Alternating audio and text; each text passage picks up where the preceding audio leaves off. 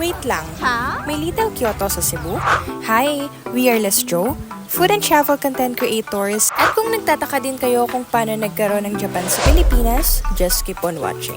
Hindi nyo na kailangang mamili pa between nature and culture. Dahil dito sa Little Kyoto, Cebu, you get the best of both worlds. May enjoy nyo na ang Cebu landscape at ang sariwang hangin dito. May experience nyo pa ang Japan vibes dahil sa kanilang mga decorations tulad ng lanterns, torii gate, cherry blossoms, ang sikat na aso na si Hachiko, mga anime figures, at madami pang iba. Kung gusto nyong malaman kung Instagrammable ba dito, tignan nyo na lang tong mga pictures at videos namin at kayo na ang humsga. Ready na kami pumunta sa Japan pero ang mga wallet namin, hindi pa eh. Sa ngayon, Little Kyoto Cebu is our budget-friendly escape and who knows, maybe we're one step closer to our dream trip. Saan tayo sa susunod? Sama kayo sa amin. Tara, let's go!